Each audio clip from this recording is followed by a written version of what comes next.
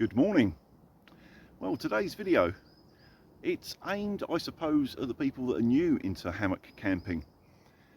People that have hammock camped a lot will probably know this hack, but I thought I might as well share it for the people that are newer into it. It's not something that you see done that often. I certainly had a quick flick through YouTube and I can't find any videos relating to what I'm going to show you. For reference, I'm using my DD. It's the 3x3, or for our American cousins out there, 10 feet by 10 feet, approximately. All the measurements for today, I have done the conversions and written on a piece of paper, so I'll try and remember to give you both sizes. Now, the 3x3 is probably the most common sized tarp out there. I think it's a very versatile size. There is times when a bigger tarp is handy, but it can also cause you problems if you're limited on space. So that's partly what this video is about. How can you adjust the coverage in a simple, easy manner? Right, well, I've put up my ridge line today just at waist high, just so it's easier for you to see what I'm doing. Obviously, never be high enough for a hammock, but yeah, waist high, so I can basically film the top, because it's the top where it all happens, let's put it that way. So we've got him pegged out in the classic A-frame. Now, there's nothing wrong with the A-frame as a setup. It gives you good coverage, etc. But 3x3 tarp, 10 feet, 10 foot at its maximum length. Now, if you just need this to keep hot sun off of you, fine. If it's for wet weather, most decent hammocks of a decent size, you are looking at 11, 12 feet in length. So the ends are going to be sticking out. Now, if it rains, that's no good at all, because of course the ends will get wet, the water travels down the fabric, you get wet, sleeping bag gets wet. You need more coverage than this. So, the obvious answer, which you see a lot of people do, is spin it around to a diamond configuration. Something I do a lot myself. Let's do that. There is a drawback. Right, the classic diamond setup. It is my favourite. It is the one that I use most of the time when possible. Huge amount of coverage, goes out such a long way either side. And length, it's as long as you're ever going to get out of a 3x3 tarp. Turned to a diamond, you've got 4.2 meters, I think it is this way. And hang on, I can tell you what it is in feet. Oh. Yeah, about 4.2 meters roughly, and almost 14 feet in old money. So you've gone from a 10-foot span to a 14-foot span. You've gained 4 feet. Now, this is all well and good if your trees are far enough apart. Quite often, places where I set up, there's not quite that much, and you get in that situation where you switch to the diamond, you fix one end right up by the tree, you're pulling it out to tension this end, and you need about this much more. You can't pull out the tarp tight. There's a simple way around this, very simple. Let me show you. As you can see, the space I had between these trees was just enough for the diamond. Here's my line from my prusik knot, and it's right up to the knot where I tied on my ridge line to the tree. Just about got away with it. But what happens if the tree was here? I wouldn't have enough room. So I'll just take a little peg out there and pull out that knot. come out. That's it. So going from a corner, I go down to the next loop down the side.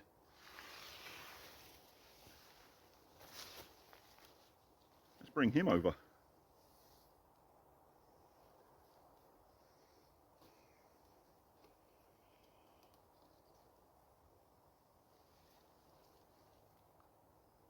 I've gained a foot or so.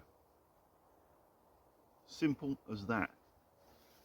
Just by moving one loop down the side. Most tarps have multiple loops all around.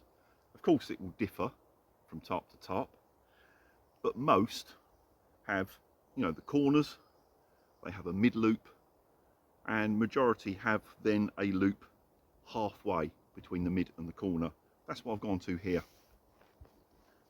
Now to give you the measurements, I did measure this out and check them all. Where I was at 4.2 meters, almost 14 feet, by making that adjustment, I've dropped down to 3.8 meters and 12.5 feet. So it's still enough coverage to get over your average large hammock, which is 11 foot-ish, just by moving one loop.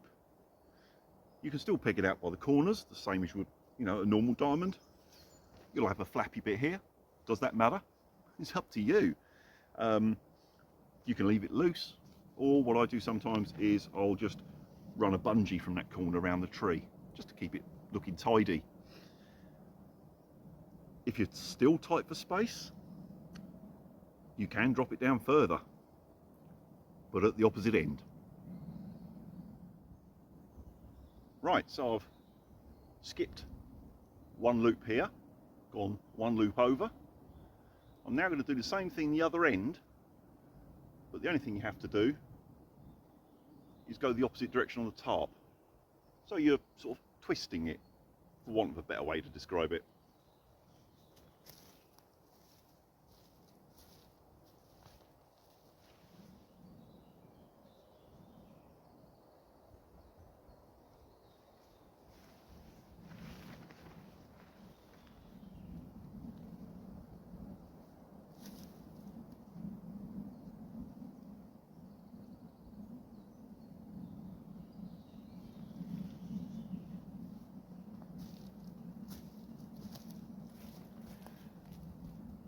Quick and easy as that. Now again, this has shortened it even further. Quick check in the pocket to the little list. We are now down to 3.4 meters or 11 feet long. Now, with most standard hammocks, you'll still get away with this, as long as you make sure it's very centered over the hammock and you've got the, you know, the carabiners covered either end. You should be okay. When you see the measurements for a 11 foot hammock, for argument's sake, that is 11 foot with it out straight. And as you know, when you hang a hammock, it's more banana shaped. So 11 foot hammock isn't 11 foot completely in use, just 11 foot of fabric. So this setup at 11 foot should still cover it okay. It still pegs out fine. The only real difference now is if you imagine the normal diamond setup. If you looked at it from above, you'd have the two corners that went to the ground pegged out equally. When you've got it twisted like this, it just means they're sort of offset. In fact, I'll peg it and see if I can show it. Right, that's the corners pegged, but without something like a drone or a step ladder, it's going to be very difficult to show. But can't really get that in. But yeah, this side where it's pegged is probably a foot or so further back than normal, and that side is probably a foot or so further that way than normal. So we're not sort of diamond anymore, we're sort of halfway between diamond and sort of like off square. And also this does give you another opportunity. Let me show. Now, because we've got this flappy bit, because we've come away from the corner, like I said, normally I would maybe bungee that to the tree or something like that. Straps coming out through here up to the tree. If you wanted to get really fancy and do something a little different, there's nothing stopping you from taking this loop, fixing it to this loop. Your straps can still exit here. You would stop a certain amount of wind on a windy day coming in. Obviously do it both ends. You're sort of like semi-sealed in. Would you want to do that? Maybe, if you just want to do something a little bit different. Or if the weather changed, the wind changed direction, and suddenly you've got wind coming in the end where you didn't want it, especially if it's wet, it's starting to blow the wet in, and you have gone to the minimum size shelter, so you're only just covered. Now I've just dropped a tent peg through the loops just to hold it shut for demonstration purposes. But if I pull that out, get that bit up out of the way so you can see I've done the same opposite end. Get out of the way, flap. You see how it's tucked up round there? That'll just stop a lot of weather coming in. It's an option. You've just got to be versatile sometimes. Whatever works for you, as long as you're having fun, just experiment. Just get out there and try. So, in conclusion, you can adjust the coverage and work with what space you've got between the trees with a 3x3 tarp. Just going through the numbers. Full diamond, you've got 4.2 meters roughly. By moving one loop across on the ends like I did at first, we dropped to 3.8. By doing the same modification on the opposite end, we dropped down to 3.4 when both ends are done. To put that into American terms, the 10-foot tarp turned diamond, you're almost 14 feet. By modifying one end down to 12.5, by doing the modification on both ends, you're down to approximately 11 feet. All you're doing is, if you think that's your ridge line and that's your tarp in diamond, the first modification does that, the second one does that. Obviously, the further you work round, the closer to square you'd end up. You'd be back at the 3 meter or 10 foot.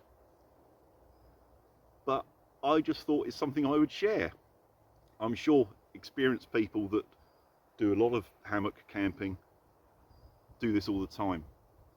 But it's not something that I've ever seen someone put into a video and explained the what, where, hows.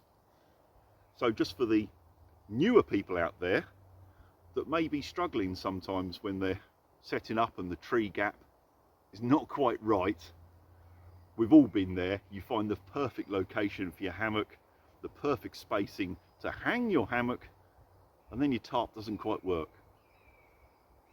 That might help you get around some of those problems.